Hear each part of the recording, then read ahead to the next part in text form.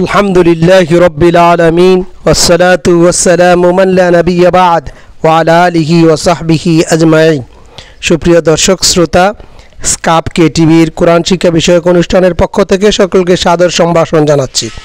সুপ্রিয় দর্শক শ্রোতা, আমরা আলোচনা করছি ধারাবাহিক আলোচনা হজের বিষয়ে।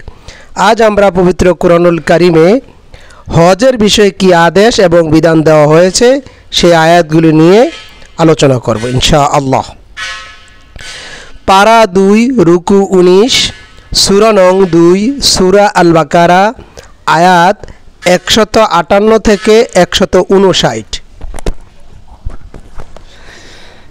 ইন্নাস সাফা ওয়াল মারওয়াতা মিন শাআইরিল্লাহ فمن حج البيت أو اعتمر فلا جناح عليه أن يطوف بهما ومن تطوع خيرا فإن الله شاكر عليم। নিশ্চয়ই সাফা ও মারওয়া আল্লাহর নিদর্শনাবলীর অন্তর্ভুক্ত। সুতরাং যে ব্যক্তি বাইতুল্লাহ হজ করবে বা উমরা করবে তার জন্য দুটোই প্রদক্ষিণ করতে কোনো বাধা নেই। কোনো ব্যক্তি স্বতঃস্ফূর্তভাবে কোনো কল্যাণ কাজ করলে আল্লাহ অবশ্যই গুণগ্রাহী এবং সর্বজ্ঞ। ইন্নাল্লাযীনা ইয়াকতুমুনা মা أنزلنا من البينات والهدى من بعد ما بيناه للناس في الكتاب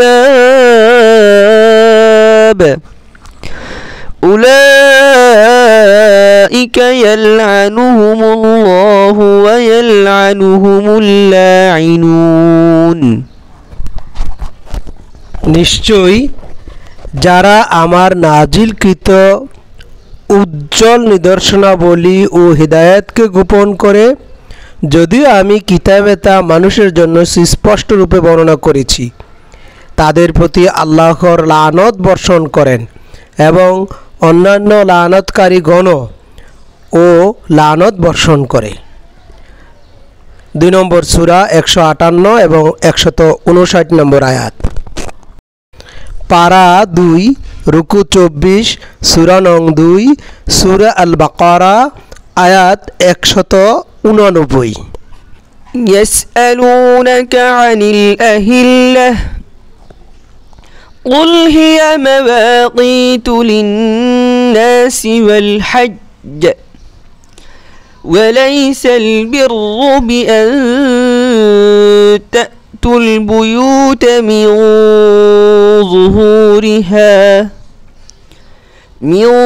ظهورها ولكن البر من اتقى وأتوا البيوت من أبوابها واتقوا الله لعلكم تفلحون। অর্থ, লোকেরা আপনার কাছে নতুন চাঁদ সম্পর্কে জিজ্ঞাসা করে, আপনি তাদেরকে বলে দিন, এটা মানুষের বিভিন্ন কাজকর্মের ও হজের সময় নির্ধারণ করার জন্য, আর এটা কোনো পুণ্য নয় যে তোমরা ঘরে তার পেছন দিক থেকে প্রবেশ করবে, বরং কেউ তাকওয়া অবলম্বন করলে সেটাই পুণ্য।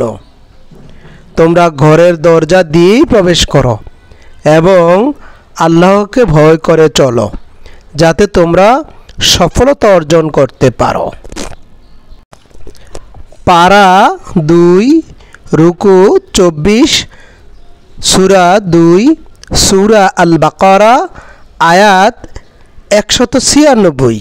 আতিমুল হজ্জ ওয়াল উমরাতা লিল্লাহ فإن أحصرتم فما استيسر من الهدي ولا تحلقوا رؤوسكم حتى يبلغ الهدي محله فمن كان منكم مريضا أو به أذى من رأسه ففدية من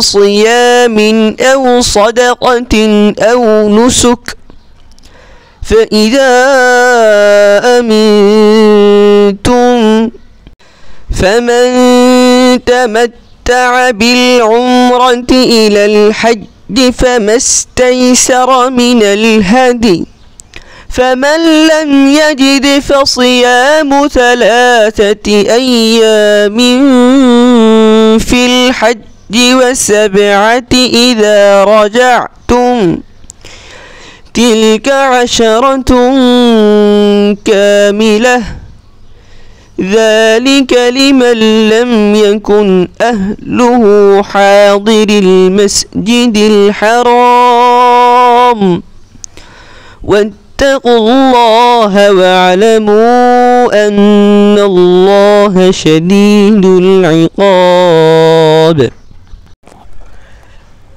এবং আল্লাহর জন্য হজ ও উমরা পূর্ণ করো। হ্যাঁ, তোমাদেরকে যদি বাধা দেওয়া হয় তবে যে কোরবানি সম্ভব হয় তা আল্লাহর উদ্দেশ্যে নিবেদন করো আর নিজেদের মাথা ততক্ষণ পর্যন্ত কামিও না যতক্ষণ না কোরবানি নিজ জায়গায় পৌঁছে যায়। হ্যাঁ, তোমাদের মধ্যে যে কেউ যদি অসুস্থ হয়ে পড়ে বা তার মাথার ক্লেশ দেখা দেয় তবে সে রোজা বা সাদকা কিংবা কোরবানির ফিদিয়া দেবে। অতঃপর যখন তোমরা নিরাপদ হয়ে যাবে তখন যে ব্যক্তি হজের সাথে উমরা সুবিধা ভোগ করবে সে আল্লাহর উদ্দেশ্যে পেশ করবে যে কোরবানি সহজলভ্য হয়। আর কারো যদি সে সামর্থ্য না থাকে তবে সে হজের দিন 3টি রোজা রাখবে এবং 60টি রোজা রাখবে সেই সময় যখন তোমরা বাড়িতে প্রত্যাবর্তন করবে। এইভাবে মোট 10টি রোজা হবে। এই বিধান সেই লোকদের জন্য যার পরিবর্গ মসজিদুল হারামের নিকটে বাস করে না আর আল্লাহকে ভয় করে চলো এবং জেনে রেখো আল্লাহর আযাব সুকঠিন। সূরা বাকারা 196 নম্বর আয়াত। পারা 2 রুকু 25 সূরা নম্বর 2 সূরা আল বাকারা আয়াত 197 থেকে 302। الحج أشهر معلومات فمن فرض فيهن الحج فلا رفث ولا فسوق ولا جدال في الحج وما تفعلوا من خير يعلمه الله وتزودوا فإن خير الزاد التقوى واتقون يا أولي الألباب ليس عليكم جناح أن تبتغوا فضلا من ربكم فإذا أفضتم من عرفات فاذكروا الله عند المشعر الحرام واذكروه كما هداكم وإن كنتم من قبله لمن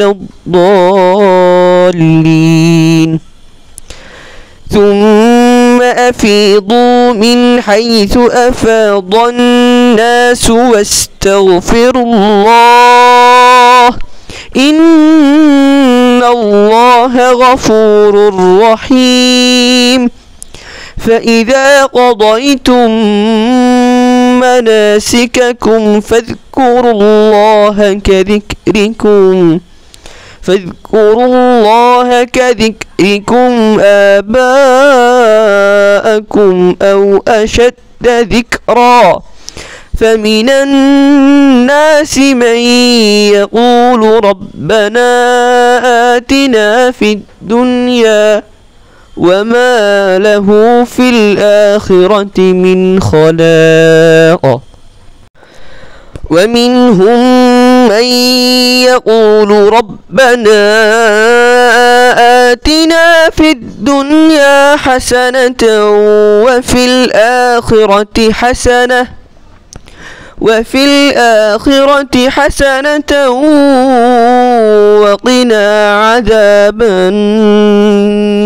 النار أولئك لهم نصيب مما كسبوا والله سريع الحساب واذكروا الله في أيام معدودات فمن تعجل في يومين فلا إثم عليه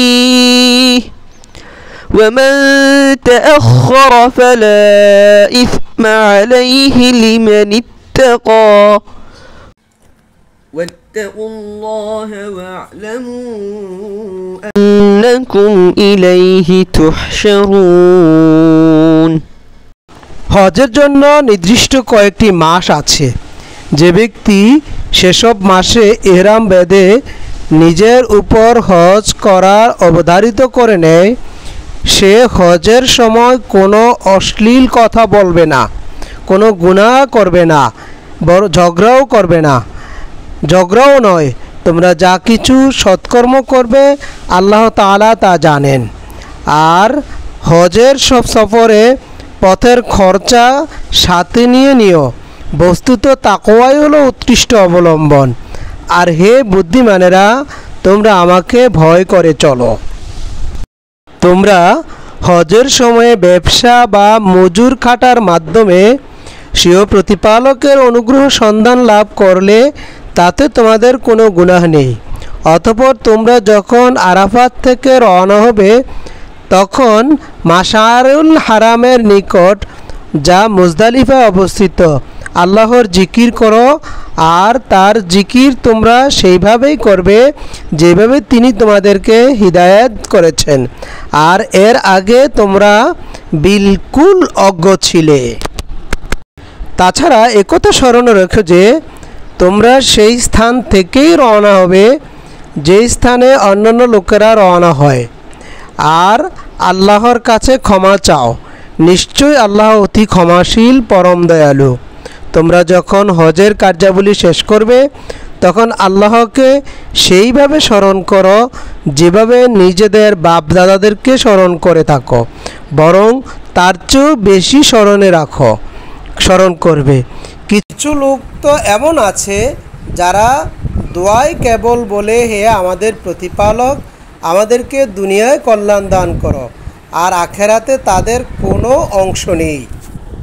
আবার তাদের মধ্যে এমনও লোক আছে যারা বলে, হে আমাদের প্রতিপালক, আমাদেরকে দান করো দুনিয়াও কল্যাণ এবং আখেরাতেও কল্যাণ, এবং আমাদেরকে জাহান্নামের শাস্তি থেকে রক্ষা করো।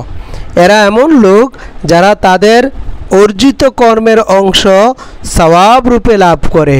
আল্লাহ দ্রুত হিসাব গ্রহণকারী।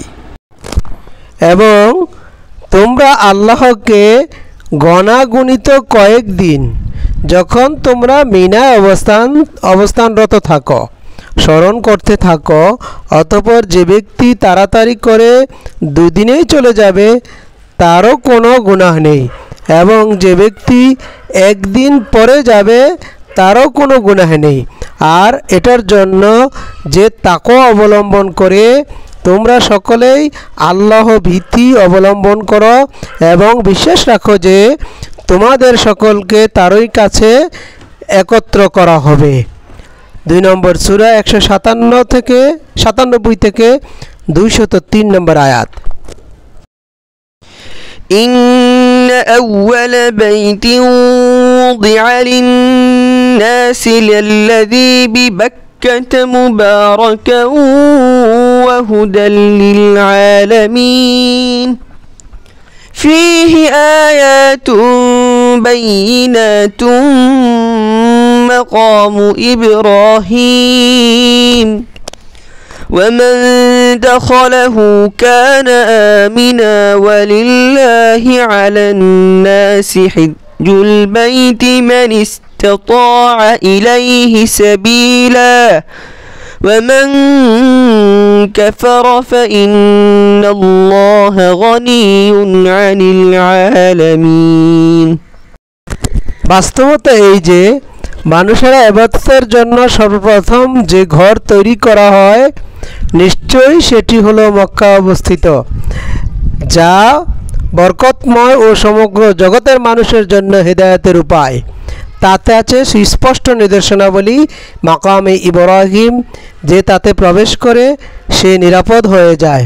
মানুষের মধ্যে যারা সেখানে পৌঁছার সামর্থ্য রাখে তার উপর আল্লাহ তাআলার জন্য এই ঘরে হজ করা ফরজ।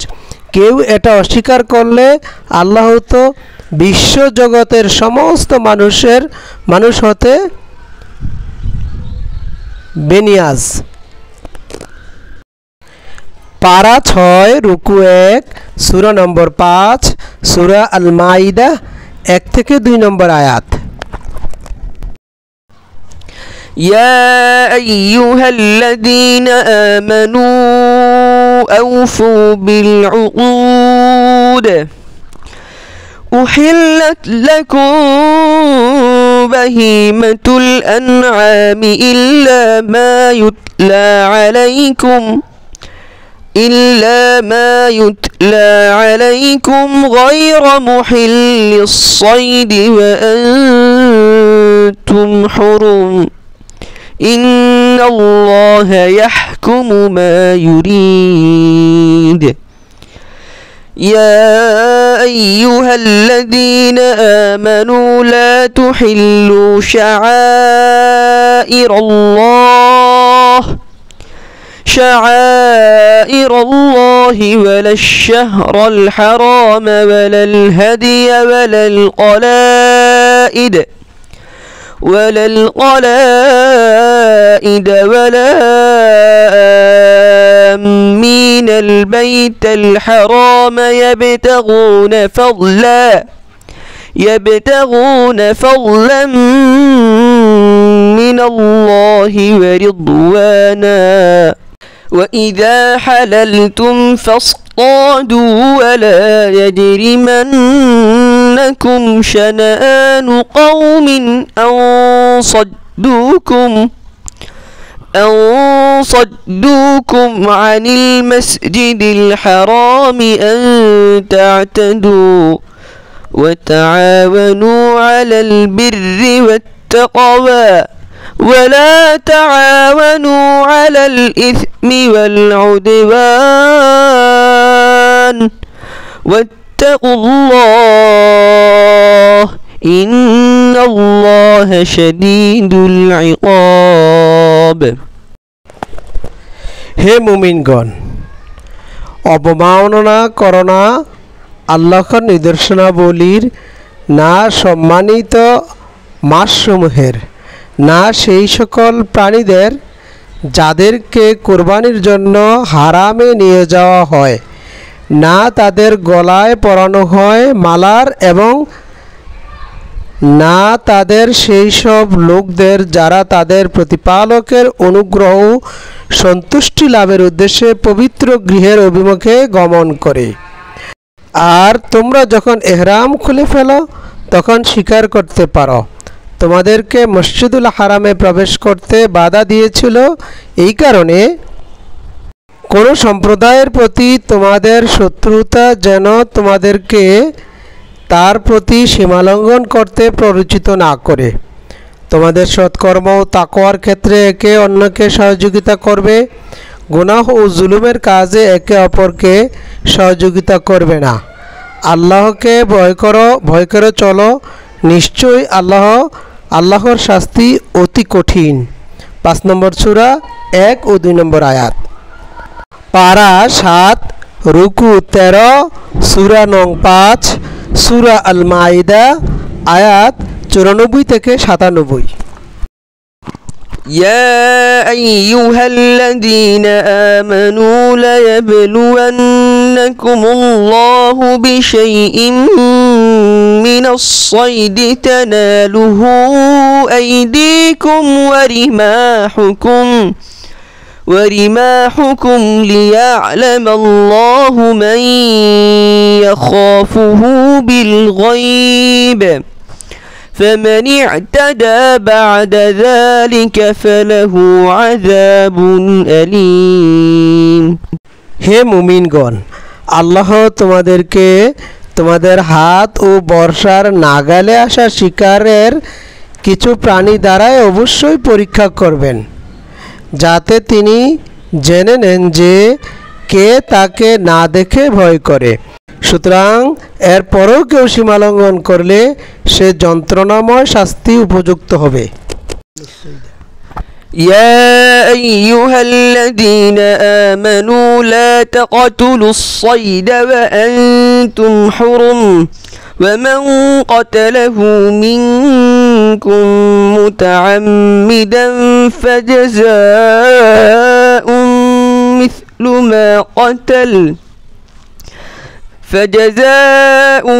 مثل ما قتل من النعم يحكم به ذوى